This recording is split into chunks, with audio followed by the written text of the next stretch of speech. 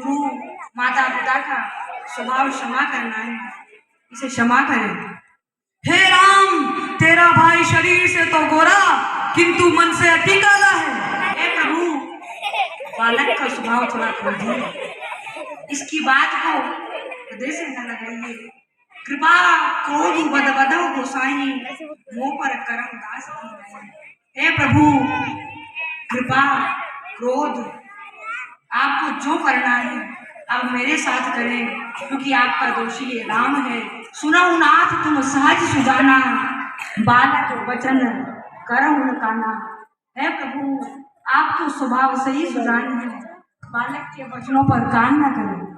हे राम, जिस कुठार की करनी सुनकर राज स्त्रियों के गर्भ गिर जाते थे, उस कुठार के होते हुए भी मैं इसे बचा रहा हूँ। हे प्रभु, माता पिता के प्रेम में और भाई पितृ भक्ति में आकर बालक ऐसी बात कह गया।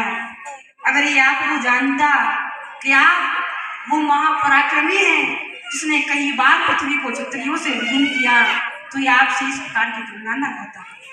हे राम, क्रोध कैसे जाए, तेरा भाई अभी भी मुझे टेढ़ा ही ताक रहा है।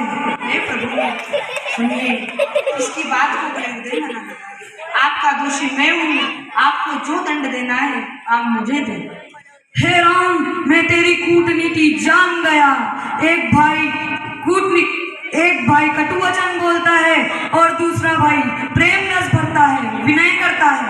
हे प्रभु, मेरी और आपकी बराबरी कहाँ?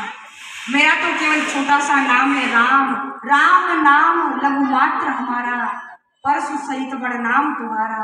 हे प्रभु, हमारा तो 2 अक्षरों का छोटा सा नाम है राम, लेकिन आपका तो परशु सहित परशुराम।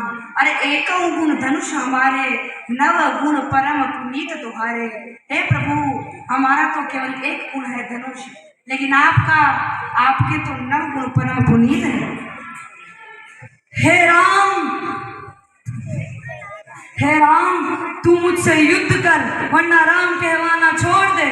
हे प्रभु, हमारे कुल सूर्यवंश की ऐसी गरिमा है कि देवता, क्षत्रिय, नाग, किन्नर, गंधर्व जो हमसे युद्ध करने को हमें युद्ध में ललकारे, हम उससे युद्ध अवश्य करते हैं। लेकिन हे प्रभु, ब्राह्मण, स्त्री, धनु, इन पर शस्त्र उठाना हमारे कुल की गरिमा के विरुद्ध है।